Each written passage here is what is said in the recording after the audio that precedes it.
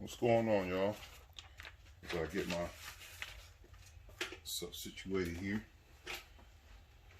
This is episode 2. Let me make sure I'm good on the camera. This is episode 2 on the hey bro, I got a question. So I got answers. So let's see what we got here. First is what do you think about octane booster for pump gas cars? Do we just throw them in, or does octane booster need supporting mods or something? I don't have personal experience with using octane booster. I heard of people using it. When I was on pump gas, I just ran straight 93. If you want to advance on the octane, you know, and make good power, I would use E85. I mean, E85 is just proven. It's like, how would you say, trying to take the cheap way out. How would you say, rather than just going ahead and just spending the money doing it the right way? But yeah, I recommend just doing E85. And you know, there's another mix that's pretty cool too. Is you do 3/4 of a tank of 93, and then running 1/4 of a tank of jet fuel, and that's a good mixture too. So I would do something like that. So I really wouldn't mess with octane booster. Okay, so number 2, have you ever had an intake cause a P0171 lean code? I haven't, but I recently with the 07 was throwing that code, and I sprayed around the intake, the supercharger, all the vacuum lines and all that, and it ended up being a O2 sensor. And that can also be if you're tuning too. If it's like demanding more fuel but it's not getting enough, that could be tune related too if the car's been tuned. So stuff like that, you either, you know, check your O2 sensor, or if you're tuning it yourself, just add more fuel and then see, and then do some more data logging and see if it goes away. That's from my experiences. Okay, so number 3, what is the widest tire you can put on a Pontiac Grand Prix GTP? The 03. I've put a 265 on this car before, and it didn't rub. So I'd imagine you could do a 265. This car particularly runs a 245. My red sedan that I used to have, that car had 255s. Now I run 20s in all my vehicles, so I usually run a 35 series tire. Like this has a 245 35 20. This red sedan had a 255 35 20, and I didn't rub. So hope that helped you out. Let's see, next question. Have you ever had a flex plate crack? No, but I've seen it a lot. The cause of it, I don't have a legit answer. This is just me guessing now. Now, I would say that's due to having bad lower motor mounts and trans mounts and upper mounts, so the motor can flex, and from the torque, it could twist, it could bind just enough to, when it's spinning, it could cause it to snap the torque or the flex plate. I mean, you can't even really say anything about power related because this stock cars breaking flex plates. I legitimately don't have an answer for that, but I've seen it done. I usually see it, like when I see that, the next thing that goes is the harmonic balancers. They usually crack too. So it's like a chain reaction type of deal. That's about the best answer I can give you. Also want to clarify too, that 3800, the difference in 3800 video I had, I took that down because there was a couple things I mentioned on there that was wrong. And I also want to put out here, I am not the best 3800 genius in the world. I don't know everything. My main purpose of this channel was to help people not to get cheated out of their money, and to show that if I could do it, that you can do it too. Because I've been cheated out of a lot of my money, and people had used me. So that's what drives me to doing this myself, because I don't want to see it happen to anybody else. And then a lot of people don't want to share knowledge about anything at all. So you can criticize somebody that tries to help you out, but then if you knew it, then why didn't you make a video and explain it to somebody else? But you could nitpick somebody. So I just want to put that out there. I'm not the smartest. I'm just trying to help people that's trying to learn. So, next question. How do you convert to E85? Fuel pump and injectors. Injectors, you want to go, I've seen people use 42 pounds, but you don't leave yourself a lot of leg room. So I would go with like 60 pounds and up. Like supercharged cars, such as these, I would do 60s or 80s. And then turbo cars, 80s and up. E85 demands 30% more fuel than pump gas, so you want to have that leg room so you can adjust the long time fuel trims, and you can get the proper fuel that the motor demands with that fueling. And the fuel pump, I have very bad experiences with Walbros. I've been through like 5 or 6 of them. I'm diehard AEM E85. They're good pumps. Some people use Aeromotives too. I never use them. I just have experience with Walbro and AEM. We got them in all 3 of the builds.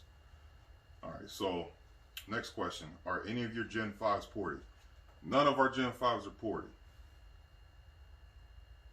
From what I gathered from my researching and learning from everybody else, Gen 5s are pretty much ported Gen 3s. So there's no reason to touch them. Next question. Should I port my supercharger and my lower intake manifold? Look, I get a lot of guys saying, I got a ported supercharger and a ported limb, but you running stock heads. That's like having, hold up. So you got, you open this up, right? This is the ported supercharger and the ported intake, right? This is the heads. So you did all that big old porting, right? Just to come out of that. What's the point of that? You gotta, if you're gonna do it, you gotta start with the foundation. That's the heads. If you're gonna port anything, do the heads. Then from the heads, you do the lower intake manifold, and then you do port the supercharger and the bigger throttle body. Because there's no reason to have all that open up, and then you can't even get it out with that little pee hole. So that's just me. All right, so next, what brand intercooler do you recommend? Now, all 3 of the cars have pretty much pieced up intercoolers. We all running Viramax intercooler pumps. They flow the best. Intercooler hoses, we get them from the hardware store. Heat exchangers, ZZP. Cores, if you can find them, Ed Labarge core. Those are ridiculous.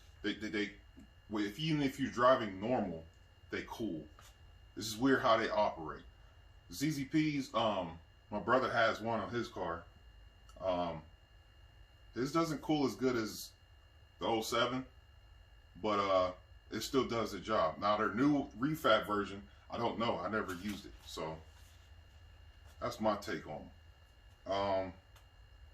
We run straight distilled water on our setups. I mean, it cools the best. We run distilled water with a bottle of water wetter or cool down VP. I mean, it's way better cooling than running 50-50 coolant. But the only downside is you gotta drain it. If you live like where I live in Ohio, you gotta drain it in the wintertime because it'll freeze. So I put on all 3 of the cars little drain valves, and then I'll just add coolant because you're not gonna get it all out. So I'll add coolant and then circle it through the system just so there's nothing to freeze in the system. All right, so next question is, what's the most horsepower I can make on stock heads? Well, it's really not a number on that. Shoot, I ain't seen turbo cars with stock heads make over 400 horsepower. And it depends on the setup you do, honestly. I mean, just because one person did this don't mean you gonna do it. Every motor doesn't perform the same as this motor, you know what I'm saying? So you just gotta trust with what you're doing and just go with it. If you want to make stupid good power, turbo's the way to go, hands down. But which I don't understand too, why people like they get like these ported heads and then they'll run these cams that's meant for stock heads. You might as well just get the bigger cam. I don't know. But our next question: what is the widest rims you can put on a 9703 GP? The old, you could put a 20 by, well, you could put a 19 by 9 or a 18 by 9 or a 20 by 9. Those work. 20 by 10s is going to stick out, and if you lower it too much, you're definitely going to rub unless you want to cut the fender or the quarter panel. I got a 20 by 9 on this car. No, my bad. It's 20 by 5. 20 by 9 is on the 07. And it fits perfectly. And the wheelbase is pretty much the same as the 9703 on the 04 pluses. So, I mean, we ain't have to bend the quarter panels or nothing. 20 by 9, 235, 45, 20. Slam. No rub. Let's see, next question. How many... I can't read how she... This is my wife writing this down. How many ways to lower your Grand Prix or W body? You can use lowering springs, or you can get BC coilovers from ZZP. I mean, we're pretty much limited now. So I would say just go straight to BC coilovers, because by the time you buy lowering springs, your struts, your strut mounts, the insulators, the bump stops, you know, and then the end links and all that, you done bought a set of coilovers. I've been there. The whole lowering suspension was like $900 for this car, and if I would have paid another, was it 80 bucks, I could have got BC coilovers. So you might as well just get BC coilovers. It's really, I mean, you could get away with doing springs, but why would you do that? Because it's not going to last that long. You want to replace it. So if you're going to do it, you might as well just do it all at once. See, next question. What does your trans temps run at with aftermarket cooling? Okay, so this car in particular has 369 gears with a 3000 stall and a C7000 RPMs. So I put a True Cool 40,000 BTU on here, and even beating the crap out of it, I consistently see 170-ish IAT, or not IAT, damn it, transcooler temps. My brother's car and my wife's car, they're both 329 cars with pretty much stock converters. They're running True Cool 30,000 BTU transcoolers, and they're right around 178, 181 consistently after beating the crap out of them. And it takes a while for the temps to get up that high too. So if you got a crazy turbo build or you know, crazy M90 build, get a 40,000 BTU True Cool. It's proven. And now everything is ran standalone too. I'll explain that after this. And then if you got like a mild cam, 1.9 rocker build, whatever, daily car, get a True Cool 30,000. And like I said, they ran standalone. It's pretty much, if you're not going to drive, if you're running a standalone, it's really not recommended to drive in the wintertime because it cools so good. I want to say I did a video on that. I think I did, because what I mean by standalone is that the fluid's not going through the radiator no more. It's basically going straight from the transcooler to the transmission. So this has its own entity. Yeah, so I wouldn't run that in the wintertime. But if you get the 30,000 BTU, it has a T where you can run it to the radiator and the transcooler both together. So there's that option too. All right, so What made you fall in love with the 3800? Well, ever since I was younger, I was always a Grand Prix fan. And then I remember I worked at my cousin's barbershop, and the good old 9703 body style was a concept, and I seen it in the car and driver book, and I fell in love with it.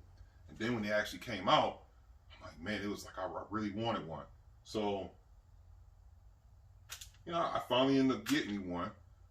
They had a 3800 or whatever, and I heard a lot about them, like, and they're pretty fast. But I just had a GT, so mine wasn't. I thought at that time it was fast to me. But what really got it started too was, you know, I took this car to the track, and this is a full-fledged GTP, so it was supercharged from the jump. And I was hyped up. It was gonna run 13s, and it didn't. It ran a 15.5. It got laughed at. They called it a grandma car, and they was throwing shit at it.